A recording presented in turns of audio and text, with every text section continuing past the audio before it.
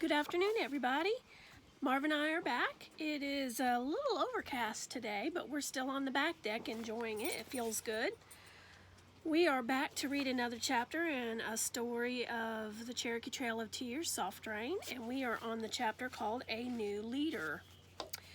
A small distance away, Aunt Key stood watching and sobbing.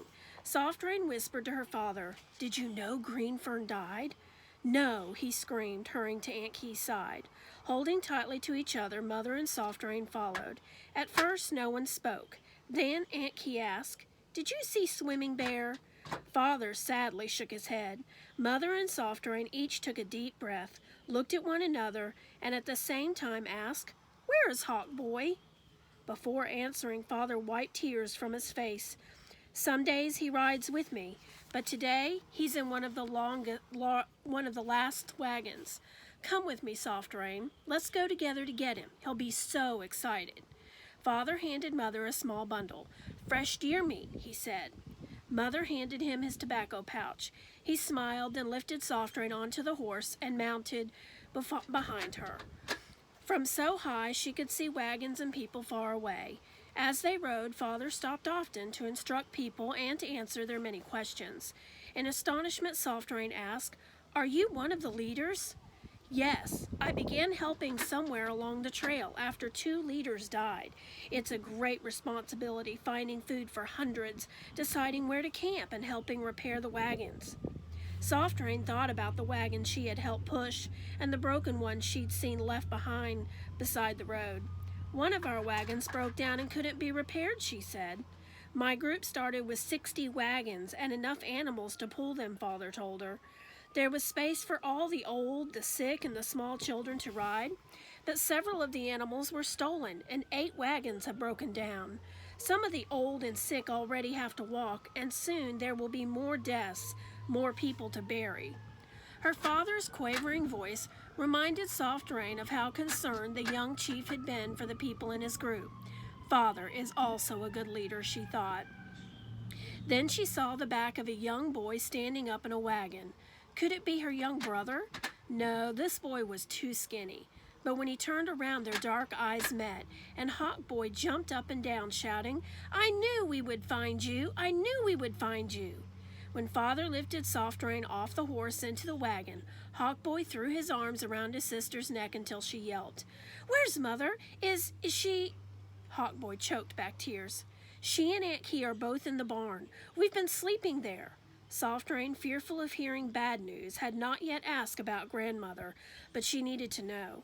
Did you see Grandmother? What has happened to her? Where is she?" "She's living in town with a white family, the store owners who were always kind to us," Father answered, reaching inside his coat. "Hawk Boy found this under the bed.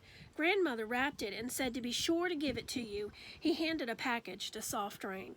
"You found my doll, Grandmother's doll." She squeezed Hawk Boy until he yelped. "And Pet? Where will Pet stay?" Soft Rain asked anxiously. "With Grandmother, of course," Hawk Boy explained.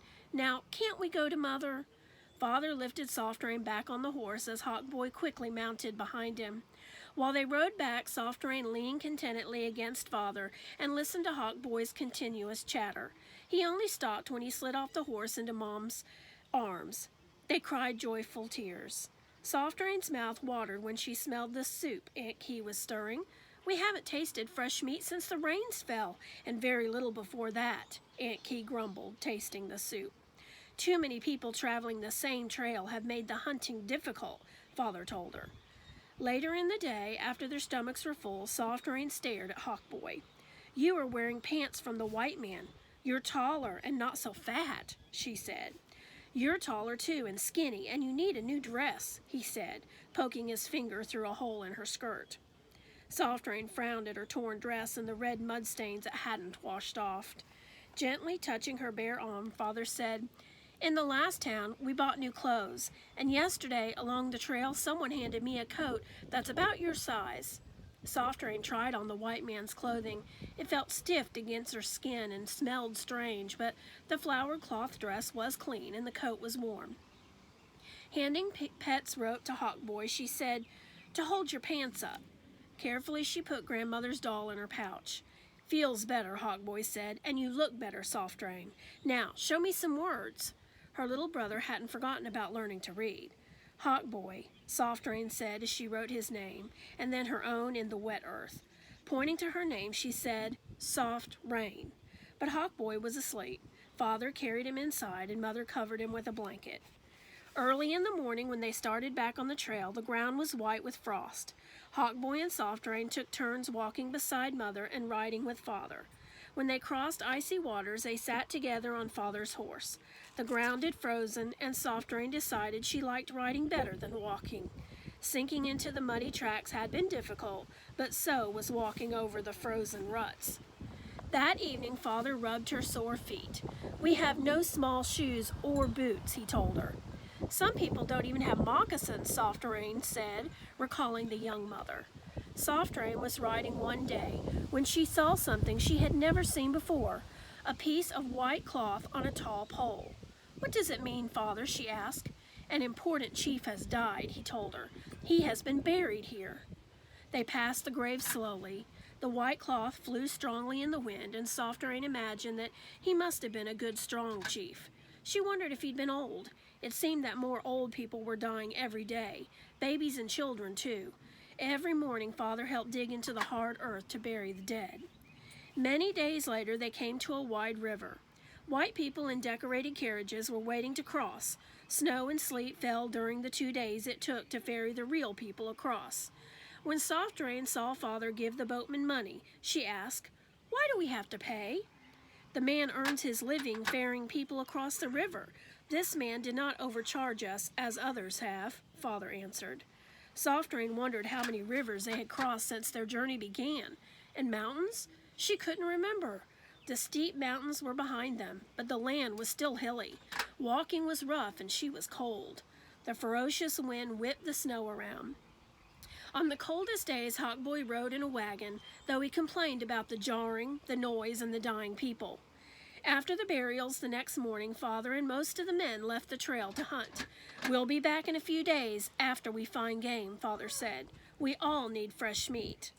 3 days later, the men returned with only some rabbits and turkeys.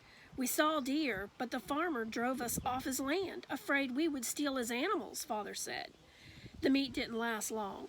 "I'm counting the days of misery," Aunt Key said the morning the last morsel of meat was eaten. Soft Rain did not ask her how many days they'd already walked. She couldn't even remember how long they'd been traveling since Father's arrival. She did know that the mornings were the most difficult. "There is so little wood for coffins. The old ones become more and more frail, and the wagons are filled with the sick and dying," Father complained. "No one wants to spend another day walking the trail, but what do we do?